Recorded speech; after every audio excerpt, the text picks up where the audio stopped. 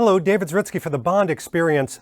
Welcome back. I think you're going to like this video today, possibly love it, because there's something about gadgets and props with James Bond that really do go hand in hand. You think about Bond girls, locations, villains, henchmen, stunts, all these things, the Bond music, there's certain tropes.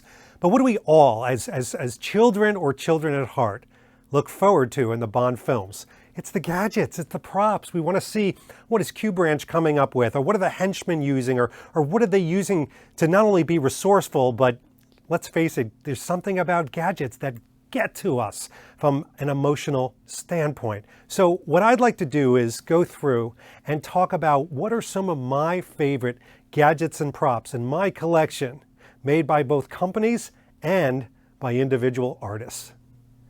This is one of my favorites. I mean, it's simple, but it's so memorable. This was made by Ed Maggiani. You can see it's a pretty, relatively simple block, but don't let the simplicity do you in. It actually has working buttons to summon Spectre agents. And of course, this is from Russia with Love. You can see me actually holding the original briefcase there. But this is one of my favorite props. It's simple, but to me, it just says Blofeld, this summoning of different agents. And you can see the close-ups in the film and what an amazing film that it's from. So it just ticks off all the cool factor buttons. You know, Goldfinger has the ultimate prop in the DB5, but I like the little ones. I like the tiny little things. So here we've got the tracking device here. You can see from Goldfinger, I've got number 26. This one was made by Factory Entertainment. It makes sounds, it's got movements, it's magnetized. You can see the smaller version right there. To me, this just speaks, and anything that's Connery, Bond, and prop-wise, I just tend to gravitate to. I remember so well when Factory Entertainment came out with these. And what was nice about this is not only was it the breather set that shows Die Another Day and obviously the Thunderball one, but it really was something that they worked with from a corporation standpoint using fan-based artists to help design it. That's why it stands out so much to me. But look at this display case. To me, I just love that. It's the meeting of the two eras. Well, what was new back then, and old and vintage, and just so iconic of one of the best props. To me, props and gadgets don't have to be complicated. Look at this Thunderball tracking pill done by Ed Maggiani, the Spy Boys. It's so simple. Basically, it's just a pill that's painted, but he got the right color, the right paint, and of course, everything's in the display, which I think is why this thing pops out, and it's a hysterical prop to itself.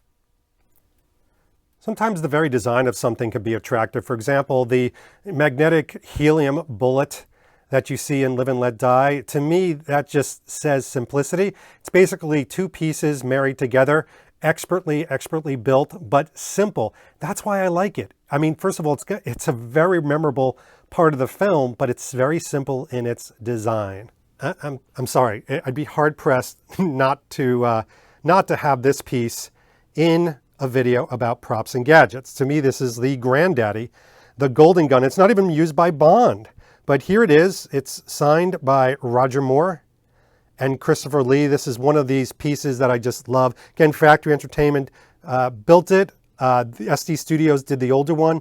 This one, you could put the bullet in there. It came with the extra bullets and, of course, the 007 bullet. And to me, that display just looks beautiful, which is why it's so prominently displayed within my Man with the Golden Gun area. But to me, when I think props and gadgets from Bond, this has got to be like in the top two, don't you think? I'm getting sad. You know, first the Roger Moore, a signature, and now Richard Kiel, who passed away, unfortunately. But I'm so excited that I do have this. Again, another Factory Entertainment piece, but so well done, mostly because of the wonderful display, biting through the cables, such an amazing part of The Spy Who Loved Me. I can't believe I just said The Spy Who Loved Me. It is The Spy Who Loved Me. And Moonraker, but Moonraker is when he bites through the cable. So, see, I'm reading off the plaque here. But that, to me, just the metal teeth from Jaws is something. It's fulfilling a childhood fantasy. And isn't that what this is all about? Childhood fantasies. Owning Jaws' teeth, even in replica form like this, is part of being and having a childhood fantasy. And the guns. I mean, this is back there a Factor Entertainment piece, but to me, the ultimate Moonraker gun was built by Ed Maggiani, fully working. It's got laser, it's got details, it has a laser button, it makes noise, it falls like that. I'm not editing that too. That almost just bit the dust, but it didn't. Here we go. Let's try that again, David. Okay, and it has a laser up here and shoots an actual laser if you've got a nice crowded room. Hey, I just made a better display that way. Who knew? But I had to show this one off because Ed did an amazing job finding a lot of the original pieces, making some of them himself, and he's just a detail guy, of course. And what it does is it makes an incredible display in the Moonraker display. One thing I just absolutely get a kick out of is when certain prop artists, fans really, add something to an existing piece. For example, I've got the watch that Bond uses to detonate in the movie Moonraker. But Heinrich actually is a friend of mine who builds these small props. You're going to see more of them from him, but look what he did.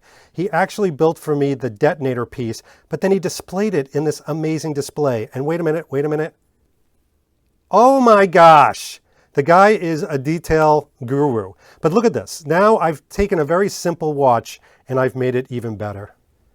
I always get a kick out of paper props, but you know, when someone does these things like Roger Moore's notepad that he uses during the auction to sketch out different things. I mean, look at that. Look at the detail that was taken to build the correct one, to find the right cover. I mean, this is when you know this was made by a fan who's an artist when it comes out with this. And Heinrich did exactly that.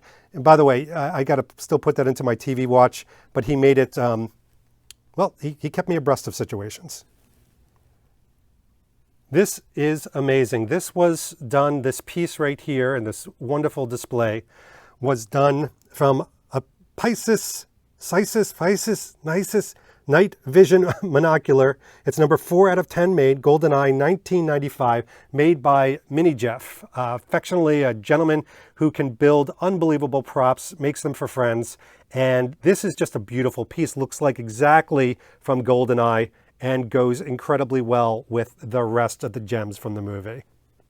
Enrique also does a series of different IDs. Look at these. I love that he puts in some of the lenticular and reflective material, but from a display standpoint, he really shows no limitations, even going so far as to make sure that these things are workable like in the movie, where you can pull different things out, and it just really is impressive all around. While I'm on a roll, I'll show you something he made specifically for wonderful Jinx moment. Is there such a thing? Yeah, there is. Come on, it's Die Another Day. It's fun. But I took a Sony Ericsson, which I already had, and he goes, David, you need a display for it. So we built that wonderful 3-minute countdown. But then he said, hold on, you need the rest of it. So look what he did. He built the line into the, that is not really explosives. Don't get nervous, people. But look at that. Look at the detail, even the way it connects in there. I mean, that's what I love about it. He had to really think this out and plan it out. It only comes from the mind of a fan. Sometimes a prop doesn't have to be that impressive, explosive number. It could be just something that really stands out. For example, this was just the luggage holder item coin thingy from Casino Royale. But sure enough, somebody recreated it with the correct number. It says Miami Science Center, and it's a great little prop. You just put it in the display and forget about it. But as soon as people see it, they explode with delight. So I've got to put in my top props cards. Yes, just the little things that you would forget about, like the James Bond Visa card, as well as his Annex. I can't believe I said Annex. His American Express card right here. To me, making it so the numbers stand out, that they're dimensional, are just those little tiny indelible pieces that just create the moment. But who would ever think to create that? It's not a standout piece like the Golden Gun, still important. And yes, I have to include a piece of jewelry because, well, the Sophie Harley love knot is a prop. May not be a gadget, but it is a prop that actually pushes the story along. The reason I like this is not just because Sophie Harley is an amazing person, but also because this really helps to create some of the plot points in not one, but 2 of my favorite Daniel Craig films. You want badges? We got badges. We don't need no stinking badges. Yes, we do. Here's some of the incredible pieces also created by Heinrich and some other talented individuals. But look at these. I mean, they are literally works of art. They look like they've absolutely jumped out of the movie, of production. They haven't. They're not screen used, but they look fantastic. Now, I know many people, accuracy is everything, but to me, sometimes there's just something sentimental. Just something very sentimental with a piece. And here is something from Spectre. Hate or love the scene with the Aston Martin. This is something from my good friend Jay Sadowski. You know something? He didn't even ask me. Just one day this showed up, and I love the fact that he did this by hand. He took a stab at it, and he did a wonderful job. And I think I have one of just a few that were made. And again, it's that emotional connection of when a friend makes you something, it really does stand out. I know I've done an entire video on masks, but I have to tell you, obviously, Christopher, his masks are just amazing. I have a few of his masks. You can see two of them here, and he just does a great job with making them. You've seen the Spectre ones as well. Again, from the fingers, from the passion, from the creativity of a fan. I loved this scene from The World Is Not Enough. I think you did too. But look at this. You've got obviously the Visa card that opens up with the key. It doesn't actually work. It's in a stationary format, but who cares? As soon as you see it, it brings you right back to that scene. And that's what it's all about. Love this. Just got this in. Sharper image. It's basically the A View to a Kill card, the sharper image card that Bond uses. I love that scene in this movie. And look at this. It's not enough that he created the card with raised numbers. He actually created a function that replicates the light up aspects of it by literally letting you manipulate it with your finger on the back. The card is super high level, but look at this. I mean, all you do is kind of push that forward and it makes it look like the light up is coming out just like in the film. That's when a creative fan artist just blows it out of the water. Look at this, another Ed Maggiani piece, again from A View to a Kill, but it is the injector from A View to a Kill that Zorin uses, and it's just, I mean, he uses a lot of found parts. That's the amazing thing with Ed. His cutaway pieces are unbelievable too, but this just really, talk about a representation. You know, it's not one of my favorite Bond films, but some of the props and gadgets from it, like the butterfly, obviously, are just smile fun. And this is one that Ed just put together in a beautiful, beautiful way. Another fun part where we combine an existing piece like the Polaroid, but then somebody puts in a laser and they put in sound effects. And yes, by the way, it actually works.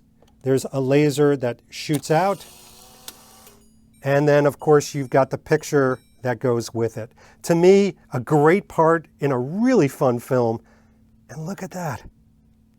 Loving the detail associated. What a ride that was. Woo! Yeah, you know, what I love doing is revisiting a lot of these items. I mean, they sit in the collection, and you know, every now and then I'll come down here, and sometimes multiple times a week, but really to look at them and appreciate them and go through the stories of how they connect in the movie and what they meant to me as a viewer, as an audience member, but also the story of collecting these and talking to the individuals that design them and connect with them. There's something very, very special about that. I'm sure we'll be doing this again. These were just some of the top ones that came to mind. I hope you enjoyed them. What are your favorites? What are your favorites in the Bond film, or maybe some that you own? Post down below. I'd love to see. I read all your comments. I may not reply to every single one, but I do read every one. So go check it out. And thanks for joining me today. This has been David Zaritsky for the Bond Experience. Let me go see what I can blow up now. We'll talk to you soon. Take care. Thanks for watching this episode. If you want to be up on the latest from the Bond Experience, just click on this subscribe and subscribe to our channel. You're going to get all the latest and greatest information, plus some exclusive content. And by the way, speaking of content, here's something especially for you, just because we know you. Talk to you soon.